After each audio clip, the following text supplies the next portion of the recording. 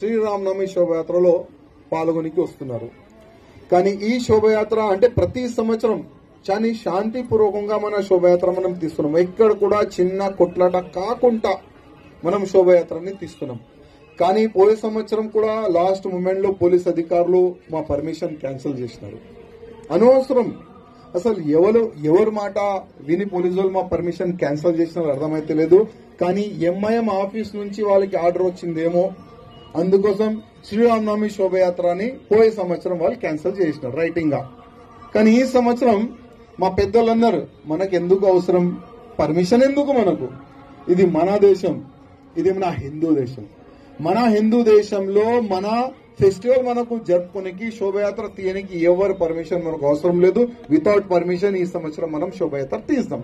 మా అధికారులు చెప్తున్నారు, అందుకోసం ఒక పర్మిషన్ కాపీ కూడా మనం పెట్టలేదు. ఈ సంవత్సరం వితౌట్ పర్మిషనే మనం శోభయాత్ర తీస్తున్నాం. అదేవిధంగా ఈ శోభయాత్రలో మనం ఒక సంకల్పం తీసుకుందాం. ఇప్పుడు మహారాష్ట్రలో ఔరంగజేబు సమాధి ఉన్నది. ఆ సమాధిని కూల్చనికి మహారాష్ట్ర హిందువులు రెడీ ఉన్నారు. ఒకవేళ అవసరం పడితే మన తెలంగాణ నుంచి కూడా లాక్స్ ఆఫ్ రామ భక్తులు మనం మహారాష్ట్ర వెళ్దాం, సంభాజీ నగర్ వెళ్దాం, అదే ఔరంగజేబు సమాధిని కూల్చేద్దాం. ఎందుకంటే ఆ ఔరంగజేబు సమాధి మన భారతదేశంలో ఎక్కడ కూడా ఉండకూడదు. ఆ సమాధిని తీసి ఏదైనా సముద్రంలో మనం పాడేద్దాం. ఆ ఒక్క సంకల్పం మనం తీసుకోవాలి. అదేవిధంగా భారతదేశాన్ని హిందూ రాష్ట్రం మనం ఎట్టి పరిస్థితుల్లో చేస్తున్నాం. ఎందుకంటే నెక్స్ట్ ఈ ఎలక్షన్ అయిపోయింది కదా, మూడోసారి ప్రధానమంత్రి మోదీ గారు అయిపోయినారు కదా. ఇప్పుడు మోదీ గారికి మనం చెప్తాం, మోదీ గారు 4వ సారి మీరు ప్రధానమంత్రి అవుతున్నారు. కానీ మీ ఎలక్షన్ మేనిఫెస్టోలో ఒక అంశం పెట్టండి, కాశీ మథుర, దాని తర్వాత భారతదేశం హిందూ రాష్ట్రం చేస్తాం.